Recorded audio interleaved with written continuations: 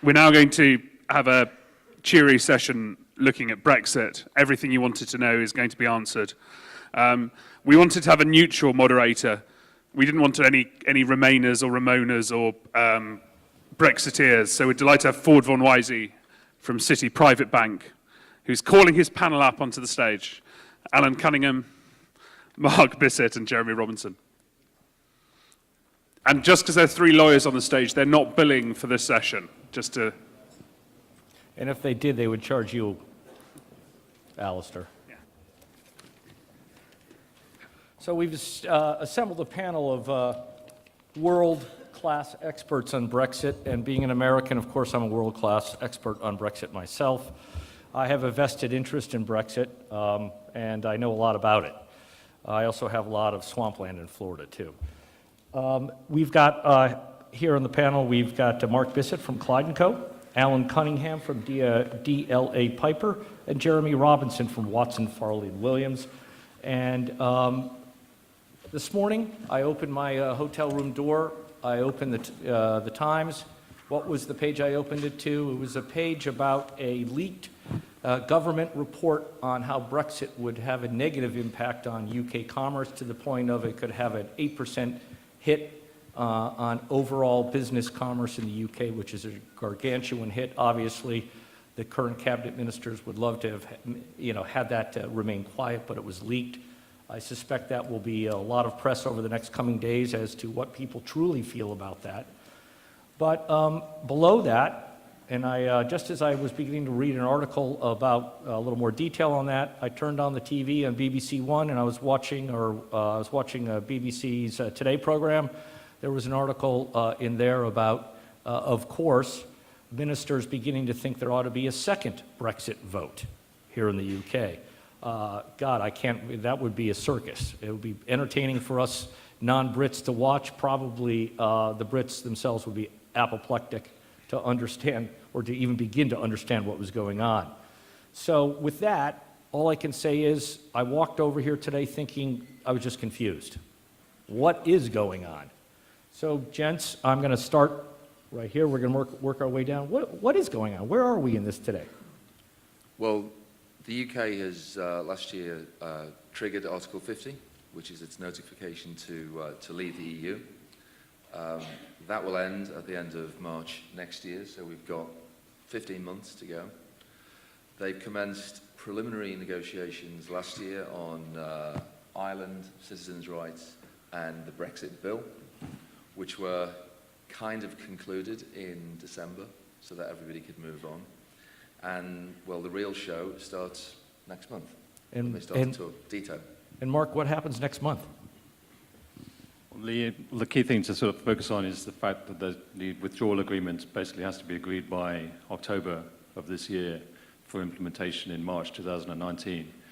As I'm sure everybody's seen in the papers this morning, there's now discussion as to included within that will be the discussion of a transition period and how long the transition period will be, i.e. the period during which the UK sort of de facto effectively remains in the EU. We've asked for 2 years, and the EU is now offering up until the end of 2020, so the 31st December 2020. And there's some very interesting commentary in the papers on that this morning, not least because during that transition period, EU law will apply in this country without the UK having any say as to its interpretation or new law. So you'll see in the paper today certain politicians saying that effectively turns the UK into a vassal state, which is sort of indicative of the kind of language that we get involved in when we're talking about Brexit. But I think the key things for sort of today's discussion to remember are when the withdrawal agreement's settled, that doesn't mean we have a trade agreement. The trade agreement will come later. We're not going to negotiate a trade agreement with the EU by October of this year. It took Canada like 10 years, I believe, to negotiate a trade agreement. That's a slow process. Article 50 says that the withdrawal agreement has to set out the framework for the future relationship between the UK and the EU. So it looks as though probably what the best we'll have is a framework for what it's going to look like going forwards, a transition period, and then everything's up for grabs. We're into free trade negotiation territory. They can't even agree, though, on the name of the transition period. There's a big fight that it should be called the implementation period, rather than the transition period. Right, well, that brings me to my next question. So if they can't agree on a name, are they going to agree on anything by, this is for you, Jeremy, are they going to agree on anything by October? And if they don't, what happens?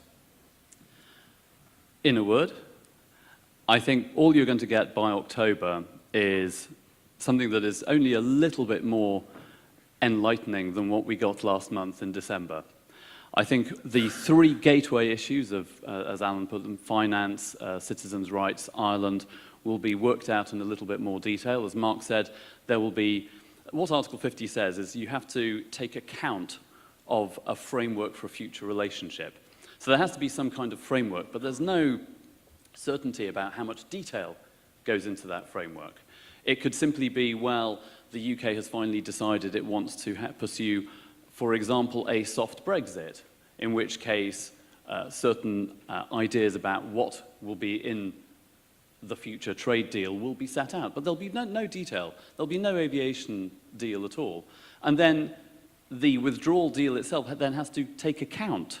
So in other words, you start off with a vague idea, and then you take account of a vague idea, and that is what's going to be agreed and put to the parliaments and regional assemblies of Europe in October. And as it happens, I do have a copy of this morning's Times, and it raises a very, very important question for all this, which is actually who governs Britain now? You mentioned the question of a possible second referendum. Who governs Britain? Is it the people? Is it the Parliament? Is it our Prime Minister? And in any of those constituencies, for how long? You left out the EU. Well, maybe that was a Freudian slip.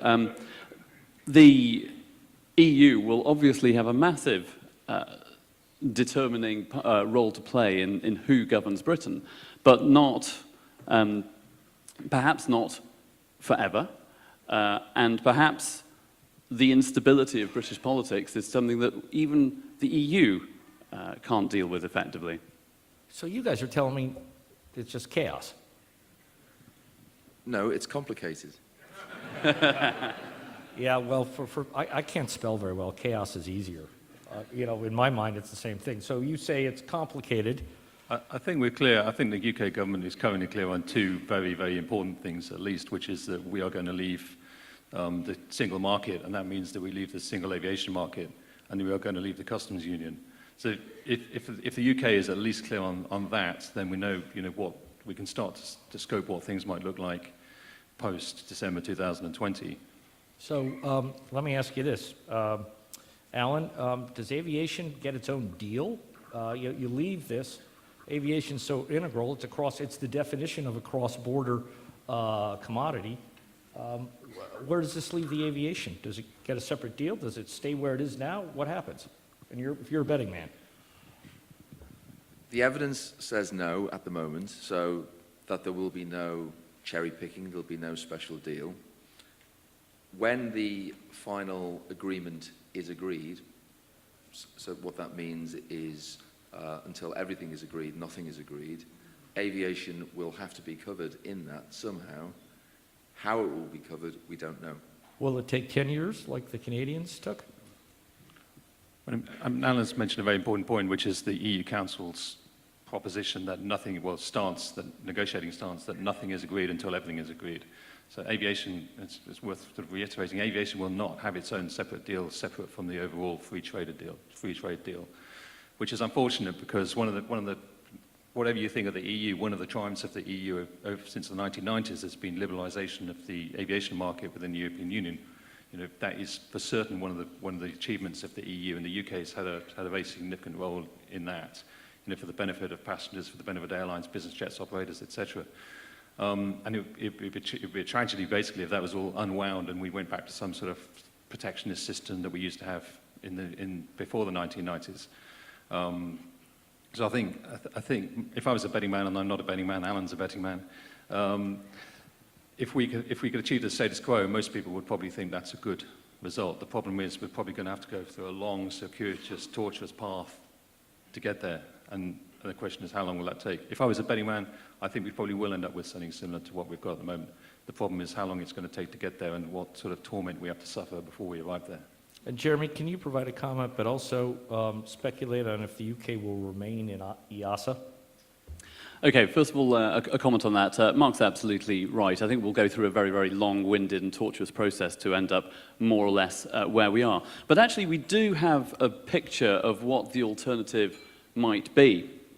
2 weeks ago, there was a meeting in Brussels, the results of which they published on the Commission website, which is a set of slides saying, this is what we are looking at. Given that the UK has not come to us with a proposal for what the future aviation relationship will be, this is what we need to do to prepare.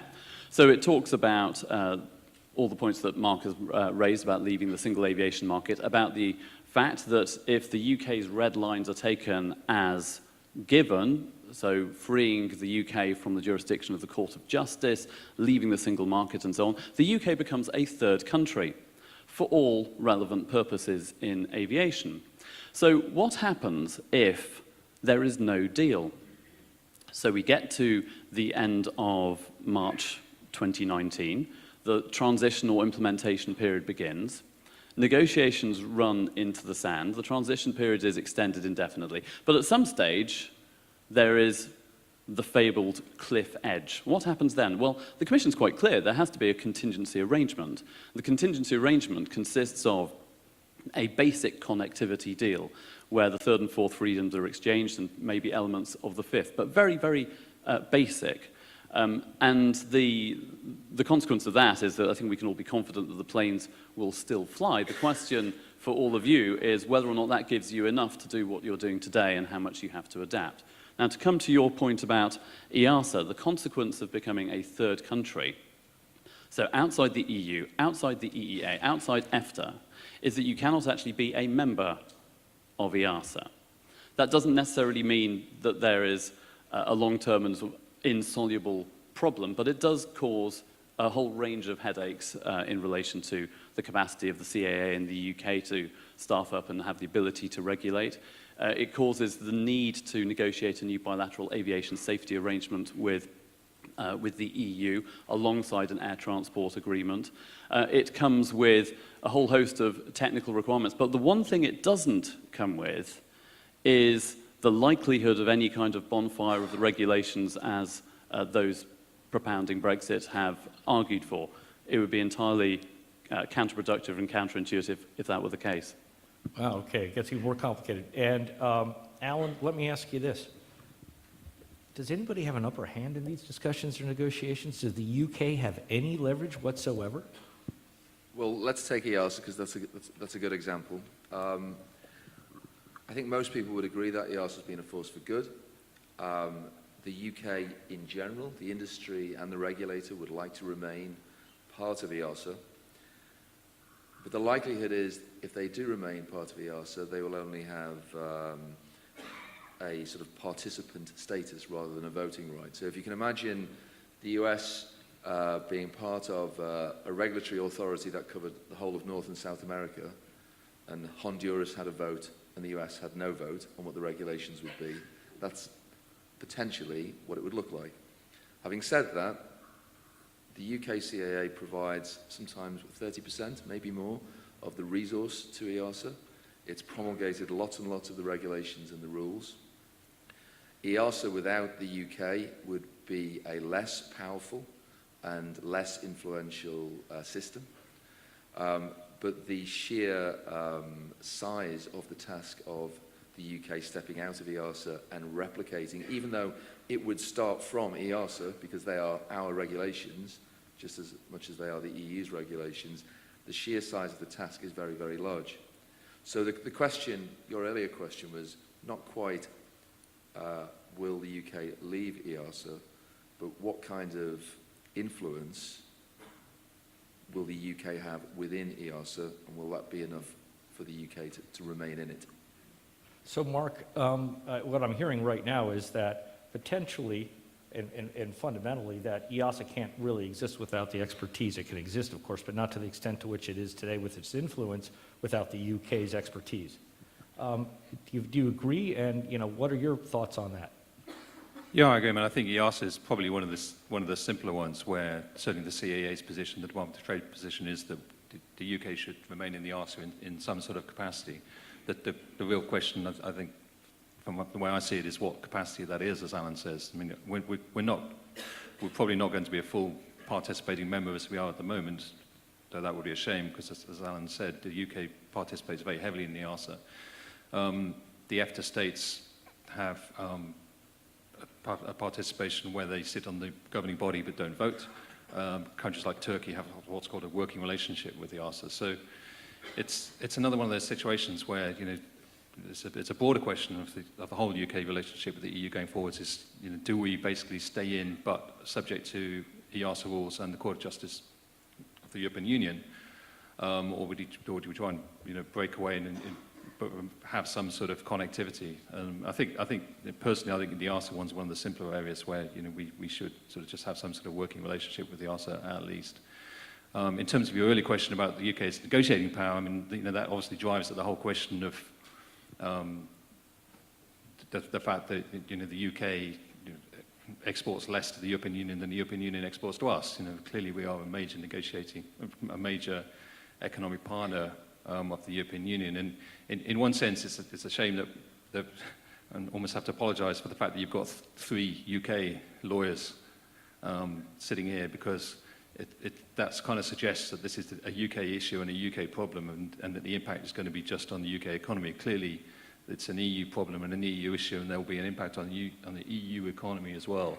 And I think certainly in the work that we've been doing recently with EBAA on their Brexit study, one of the key things really is everyone has to think about, you know, it's not just a UK issue, everyone across the European Union has to think about the impact on their business. People outside the European Union have to think about the impact on their business. And, you know, I think the key thing is to make sure that there is some sort of harmonised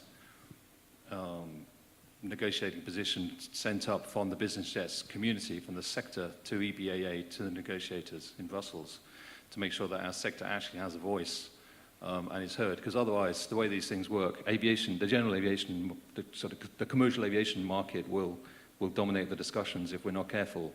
And the only voice that's heard in Brussels will be the voices of Ryanair and British Airways, etc. You know, so I think through EBAA, the business aviation community should step forward and make sure that its voice is heard as well. And it'll help if everyone can, you know, if that voice speaks in a harmonious way, and we don't have, well, we'll come on to it in a moment in traffic rights, but, you know, clearly there'll be dissenting opinion. But I think the key is have a harmonious voice and make sure the EBAA speaks for us. And Jeremy, so what happens if the UK leaves EASA? Is there an opportunity for the UK to remake its aviation regulatory infrastructure so that it incentivizes growth, makes it easier, less restrictive? Does it become more like the US? Does it adopt the US approach? Does it become part of the FAA? What happens? What are the possible scenarios? Is it a good thing, bad thing? Which one do you want me to answer first? You tell me, because I'm the dumb American, remember? The consequence of the UK regaining sovereignty over its aviation industry, if you like. Well, the funny thing about sovereignty is it gives you a right to change the rules, but it doesn't give you a duty to change the rules. And the fundamental architecture of safety regulation comes from ICAO. So there's a certain minimum level of safety standard that is required. So the only relevant question for operators who wish to fly into the EU is not whether there'll be any less regulation, but whether or not the UK, having rebuilt its capacity, is able to take a lead on safety issues and become a leading aviation safety authority in its own right. As Alan said, UK has provided a substantial amount of capacity and thought leadership into EASA from the outset. Whether it will have the bandwidth to start leading on safety issues within the next few years, rather than being focused on rebuilding issues, I think is very much open to doubt. Quick question, how about customs union? I know that's something separate. Which one of you would like to tackle that? Well, the UK stated position is that it will leave the single market and will leave the customs union. So the What does that mean? Well, what it means is that aircraft which are imported into the UK are currently in free circulation in the whole of the EU and vice versa. So if the UK has a separate customs union, like the States has got its own customs union, or Canada, then they won't automatically be in free circulation in the EU. So for example, they would come into the rest of the EU from the UK, probably on a temporary admission basis. So for an owner that does a lot of private flying intra-EU on a temporary admission basis, they may need to do probably a double importation. If an aircraft is based in the UK, to import it into the UK, but if it does a lot of private flying within the European Union, let's say from Nice to Paris, they would probably want it in free circulation within the EU as well. Does that mean they have to pay duty twice? No, it means that they have to put in tax planning not to pay duty twice. So that, i.e. hire you guys, is what you're saying? Pardon? Hire you guys, then to advise them not to pay twice? Precisely. Okay. Well, we've got the sales pitch over with now, we're ready to move on. I've never seen an aircraft imported into the European Union and pay VAT. It's been that way. Well, okay. But I completely agree with everything Alan says. If we leave the customs union, we could potentially, if we don't have some sort of agreement connecting us back in, have a totally separate customs system complete with possibly separate VAT rules. Jeremy, how about air traffic rights? What's going to happen there? What's the likely outcome with that? Okay, well, the status quo today, as you all know, is that the membership of the single aviation market gives operators the full suite of traffic rights, all 9 freedoms of the air, including domestic cabotage. The consequence of leaving the EU and leaving the single aviation market is that will no longer apply. So as I said earlier, the backstop position is that if we go with what the European Commission said, there would be an agreement for basic connectivity, third and fourth freedom, the right to take passengers to another country and bring them back again, with maybe elements of the fifth freedom, taking them to another country and then potentially on to a third country after that. The question whether or not the defining features of the European single aviation market can be preserved, the seventh, the eighth, the ninth freedom, is very much open to question. One of the questions that you've asked on Slido is, well, surely we can have an arrangement with Switzerland in relation to EASA, but in relation to everything else. Plainly, there are a number of different options available, which goes back to the who governs Britain question. The issue of what operators can expect, therefore, depends very much on that. The real message for you guys, though, to the extent that you haven't already done it, is to understand how your business is weighted now. How much domestic flying are you doing, third and fourth freedom flying, fifth freedom, eighth or ninth freedom? This is very, very relevant because that will determine to what degree you are affected by it. For some of you, you may be affected very little. For some of you, there may be a very, very simple workaround in terms of having a separate AOC. Again, the answer is going to be very much individual. So I think that probably answers Brendan's question. There was another question asked about how it's going to affect contracts, specifically legal contracts for the purchase of aircraft, and what happens if there's a default. Can somebody address that? Yeah, I'll deal with that. In broad terms, there'll be very little effect, in my view, on English law contract documents. So quite often, you would have, for example, a Chinese bank providing credit to a Cayman Islands SPV, providing a lease of an aircraft to, let's say, a Russian airline.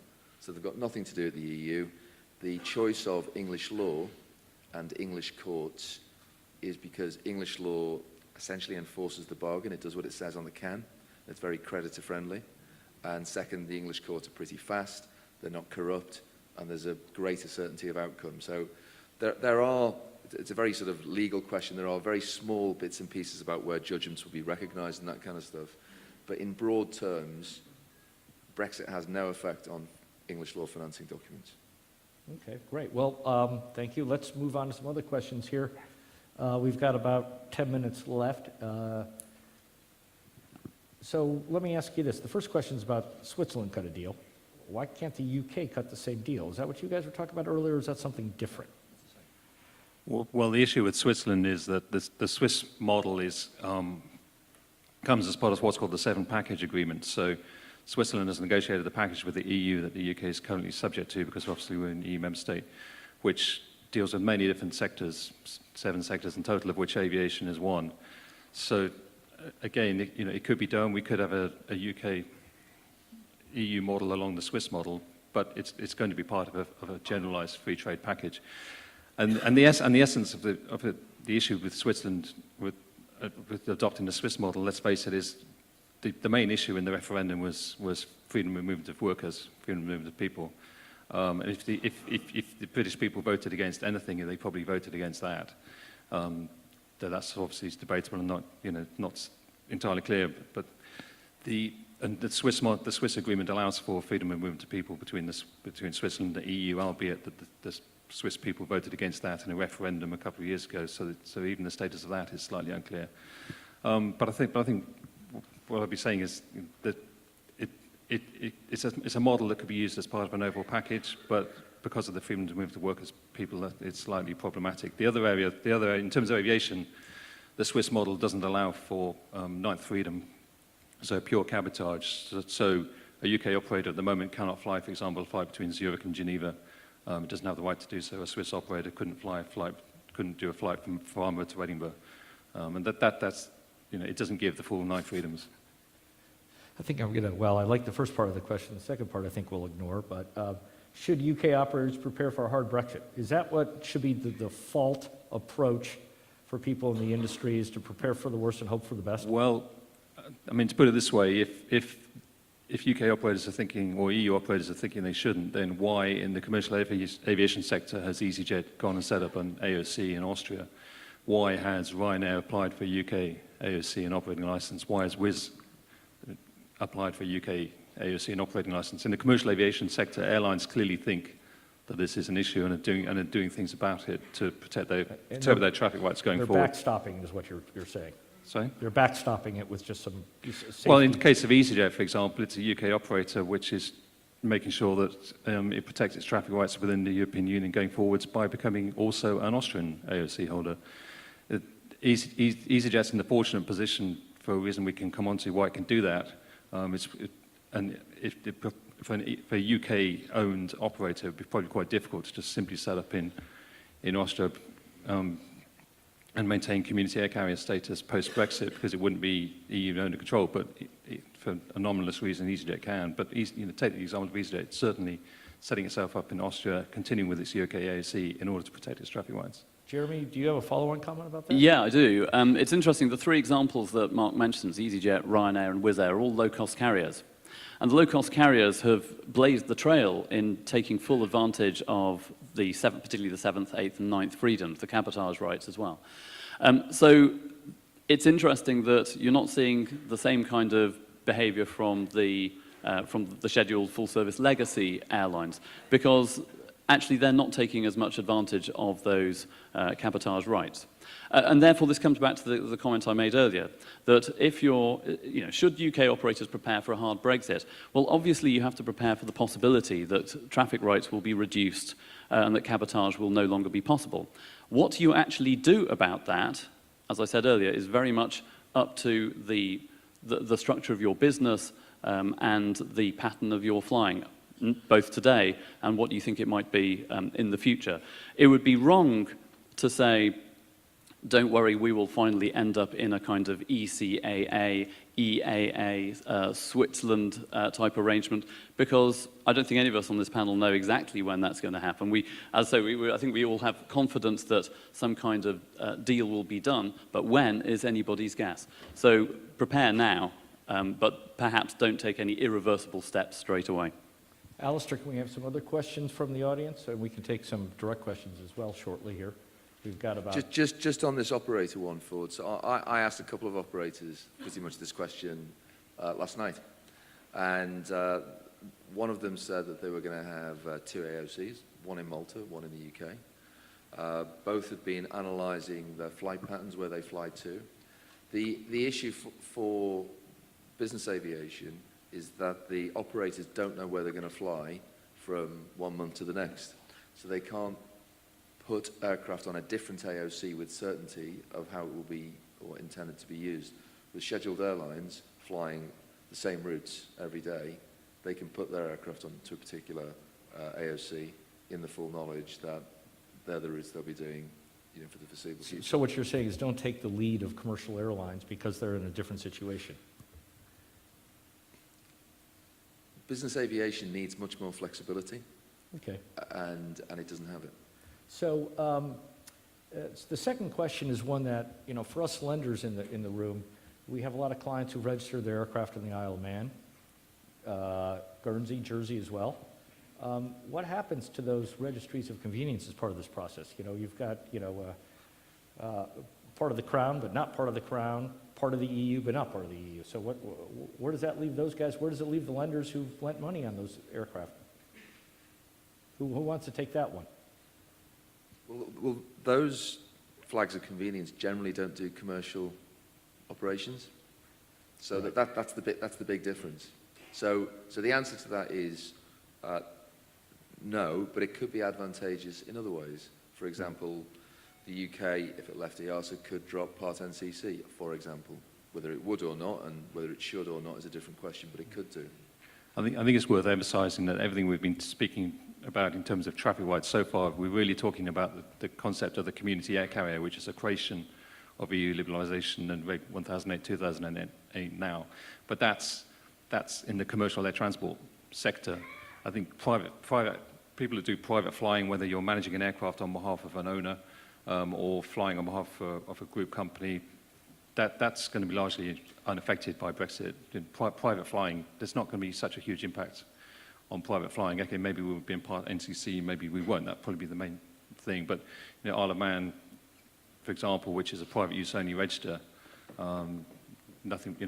They're not operators on the Isle of Man register that are doing commercial air transport, and they're not commercial air carriers under Reg 1008/2008. So they're not going to be impacted by the change in that sense.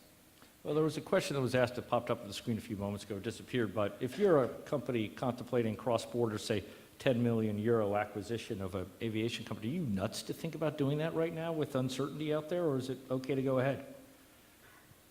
I think it's fine to go ahead. I think that businesses will generally adapt to whatever the outcome is. Just going back to the earlier question, it probably should have been, how could the UK make a success or take advantage of what we would call a hard Brexit? And there are lots of ways that it could do that. It could, with, say, flight time, flight crew limitations, or it could be easier on that and bring specific regs in for business aviation pilots. So are you recommending that the UK become a registry of convenience to make it easy for everybody?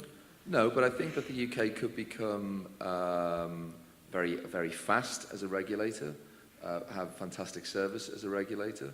It could slash VAT to 0 on all aircraft, say, of 5 tons or more. There are lots of things that it can do. It could open ownership to AOC holders, to Americans. But do you really think if Jeremy Corbyn becomes premier that actually be 0 rate of VAT on business jets? Well, Jeremy Corbyn becoming PM is a much bigger threat than Brexit. I was hoping you'd say something like that. So, guys, we've got about a minute or two left. Do you have any sort of closing thoughts that I haven't asked that you feel are relevant, important topics that everybody in the room ought to be aware of? I think final comment from me. I mean, you've heard a lot about the different implications of Brexit, of a hard Brexit, of a soft Brexit, whether a Brexit will go ahead and what it will do to the UK economy. And obviously, it may not surprise you to know that this is not the only conference panel discussion on Brexit that's taken place in the last 18 months. The key, I think, that as the dust begins to settle, is that Brexit is not something to panic about. It'll be inconvenient. You can debate whether it's a good idea, but ultimately a way will be found. And therefore, for the time being, certainly, it should be business as usual. Mark? I certainly agree that there are bigger threats in the sense to the UK business aviation community than Brexit, and Alan named the main one that I'm thinking of in that context. Just like to answer the first question, what is your position towards the EBAA view published here? This is a cheap plug because I completely agree with it because I wrote it. And the essence of that is, summarizing, let's have the status quo. Let's get, as I was saying before, let's try and circle around and get back to where we started, however painful that may be. I've brought along the report. If anybody's interested in reading it, I'll lay it out on our table, which means that you have to take one of our brochures if you also pick up the report. That's compulsory. But there's a lot of analysis in here as to the various scenarios for Brexit going forwards and how those might look. So I would recommend people to analyse your own businesses to see what the impact on yourselves might be, and if you are concerned, to then speak to EBAA to have to make sure that your voice is heard in Brussels, because ultimately everything will be decided in Brussels. And if in a year's time, or 2 years' time, 3 years' time, something is decided that we don't like and we didn't do anything about it, then we've only got ourselves to blame. The opportunity is there and it's now. They're probably there till about October at least to get our voice heard, as I say, and to make sure that if you do have concerns, you look at your own business, but you also speak to the bodies that represent us and represent us in front of Brussels. So we've got, it says right there, 16 seconds left, but take as much time. Alan, any closing thoughts? Yeah. So I think if we look at the sort of practicalities of the industry, we saw yesterday something like 67% of growth in new aircraft's going to be in North America. Flights are going to increase, people are going to fly more. That will all continue, and business aviation will continue to succeed, but the regulatory environment in which it operates will change, that's all. And so people have to adjust, perhaps a lot if there's a hard Brexit, or not very much if there's what we call a BINO, a Brexit in name only. But the industry will carry on and simply adjust to the regulations. There was just one final point. There was a report by Oxford University a few years ago about the habits of commuters in London when there were tube strikes and how they got to work. And the survey showed that 18% of commuters kept their new route to get to work that they sort of invented because of the tube strike. And what people will do is simply adapt to the new regulations, and they will flourish in the new regulations. So there's nothing to, in my view, there's nothing to be alarmed about. So which brings even more gravitas to the fact that everybody doesn't want to hear about Brexit anymore because everything's going to be okay in the long run, so therefore we ought to go to lunch. Right? Yep. Thank you.